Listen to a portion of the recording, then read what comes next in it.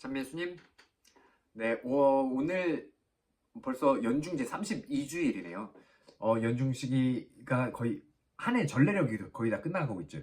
이제 연중 제 34주일이 이제 마지막인데 벌써 이제 한 해가 전례력으로 한 해가 마무리되어 가고 있는 시점입니다.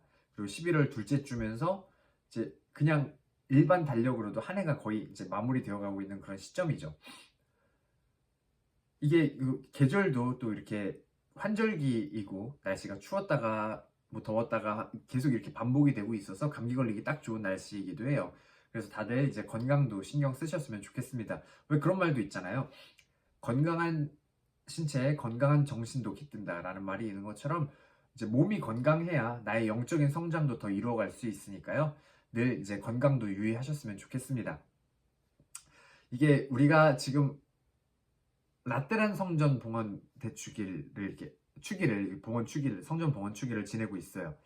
근데 이 축일을 우리가 왜 지내는지에 대해서 근본적으로 한번 생각을 해보면 로마의 어떤 바실리카를 이제 봉헌한 것에 대해서 그냥 기념한다. 그런 의미면 너무나 협소한 의미인 것 같아요. 조금 더 넓은 의미에서 바라보면 온 교회가 이제 어떻게 보면 라떼란 교회를 어머니 교회라고 모교회라고 표현을 하는데 이 축일을 온 세계, 전 세계 이 교회가 함께 봉헌하고 즐거워한다는 것은 이 가톨릭 교회가 뭐 예를 들어서 인천만, 뭐 서울만, 대전만, 뭐 여기 로드아일랜드만, 시카고만 어떤 이 지역의 개별 교회만 따로 이렇게 걸어가는 교회가 아니라 온 세계의 교회가 하나의 신앙으로, 하나의 가톨릭이라는 이름의 하나의 교회로 함께 걸어가고 있다는 것을 상징적으로 드러내주는 그런 축일이 아닐까 하는 생각을 해봅니다. 그래서 여러분들이 걸어가고 있는 신앙이 각자의 개별 신앙일 뿐만이 아니라 온 교회가 함께 믿고 있는, 우리가 가톨릭이 보편적인이라는 뜻을 가지고 있는 것처럼 이 보편적인 신앙을 함께 공유하면서 함께 걸어가고 있다는 것을 늘 잊지 않았으면 좋겠어요. 그래서 복음도 성전 봉헌 축일에 맞게 또 제1독서, 제2독서, 그리고 복음 역시도 성전과 관련된 내용으로 이렇게 이루어져 있습니다. 특히나 복음은 성전 정화라는 너무나 유명한 이야기를 우리에게 전해주고 있죠. 그리고 제2독서는 사도 바오로가 이제 특별히 우리 각자가 하느님의 성전임을 강조하는 그런 내용으로 우리에게 그런 이야기를 전해줍니다. 여러분들이 하느님의 성전임을 왜 모릅니까? 하면서 강한 어조로 그렇게 이야기를 하고 있어요.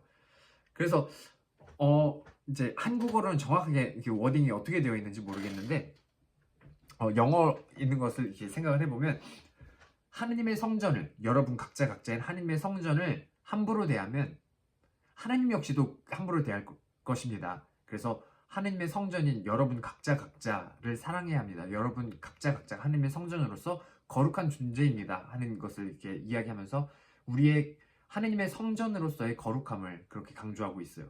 그런 의미에서 봤을 때 우리가 가톨릭 교회에서 늘 이렇게 강조하고 있는 하느님 사랑과 이웃 사랑이 그 연결성을 가진다는 것을 이 성전이라는 카테고리 안에서 찾아볼 수 있을 것 같습니다.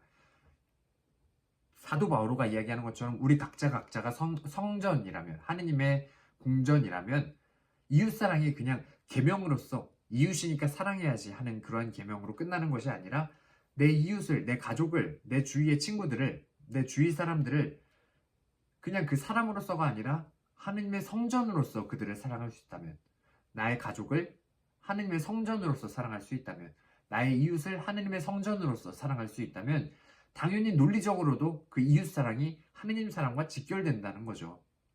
여기서 한 발 더 나아가서 우리가 생각을 해볼 필요가 있어요. 그러면 나 자신에 대한 사랑은 어떤가 하는 물음을 던져봅니다.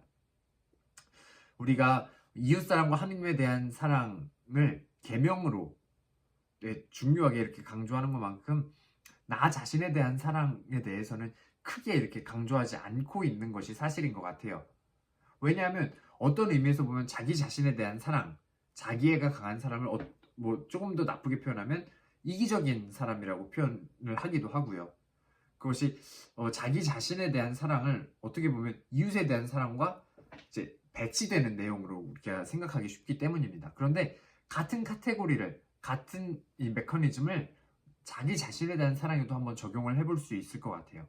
그래서 나 자신에 대한 사랑이 이기적인 자기애가 아니라 나 자신 역시도 하느님의 성전으로서 내가 사랑할 수 있다면 그 사랑은 그냥 이기적인 사랑이 아니라 하느님에 대한 사랑과 하느님 사랑과 직결되는 고귀한 사랑으로 승화될 수 있다는 거죠.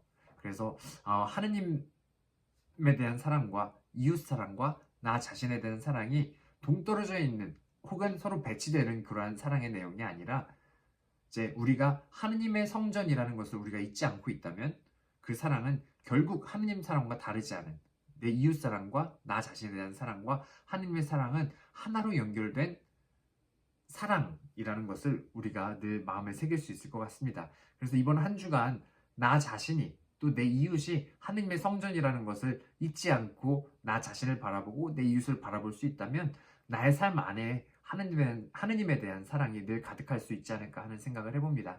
그래서 스스로 이제 거울을 보면서 그리고 내 이웃을 보면서 하느님의 성전이구나 하는 것을 잊지 않을 수 있는 그런 한 주간 보내셨으면 좋겠습니다.